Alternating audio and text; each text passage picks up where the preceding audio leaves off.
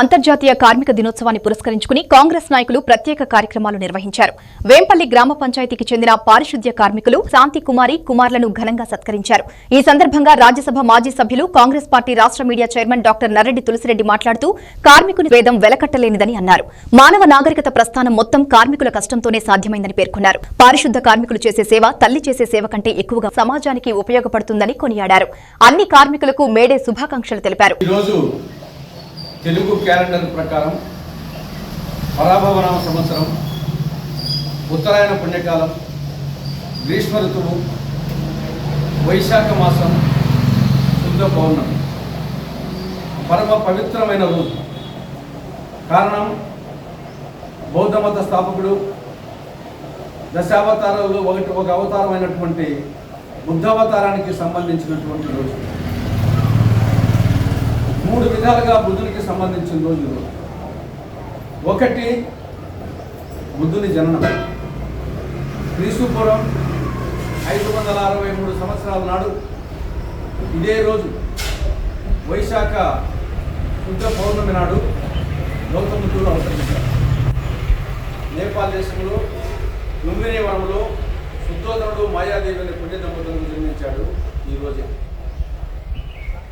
రెండవది, ఆయనకు జ్ఞానోదయమైన రోజు కూడా ఈరోజు. ఆయనకు 30 సంవత్సరాల వయసు ఉన్నప్పుడు బీహార్ రాష్ట్రంలో బోధ్గయ వద్ద నిరంజన నది ఒడ్డున రావి చెట్టు కింద బోధి వృక్షం కింద ఆయనకు జ్ఞానోదయం అయింది కూడా మళ్ళీ వైశాఖ శుద్ధ పౌర్ణమి నాడే. మూడవది, ఆయన నిర్వాణం చెందింది, నిర్యాణం చెందింది, స్వర్గస్థులైంది కూడా మళ్ళా ఇదే రోజు. ఆయనకు 80 సంవత్సరాల వయసులో ఉత్తరప్రదేశ్లోని కుషీనగరంలో సాల్వ వృక్షాల వనంలో ఇదే రోజు వైశాఖ శుద్ధ పౌర్ణమి నాడు ఆయన పరమపదించారు. ఆ విధంగా గౌతమ బుద్ధునికి సంబంధించి 3 విధాలుగా, 1 జననం, 2 జ్ఞానోదయం, 3 మరణం, ఈ 3 కూడా వైశాఖ శుద్ధ పౌర్ణమి నాడు సంబంధించి.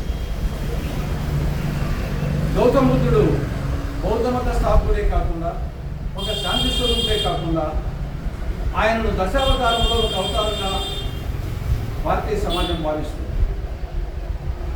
పరిత్రాణాయ సాధూనాం వినాశాయ దుష్కృతాం ధర్మ సంస్థాపనార్థాయ సంభవామి యుగే యుగే అన్నట్టు సమాజంలో ధర్మం నశించినప్పుడు, అధర్మం విజృంభించినప్పుడు దుష్ట శిక్షణ, శిష్ట దర్శన కోసం భగవంతుడు అవతరిస్తాడని చెప్పేసి భగవద్గీతలో కృష్ణ భగవాన్ చెప్పినట్టు దశావతారాలు, శ్రీ మహావిష్ణువు దశావతారాలు, మత్స్యావతారం, కూర్మావతారం, వరాహావతారం, నరసింహావతారం, వామనావతారం, పరశురామ అవతారం, రామావతారం, కృష్ణావతారం, బుద్ధావతారం, కలికావతారం.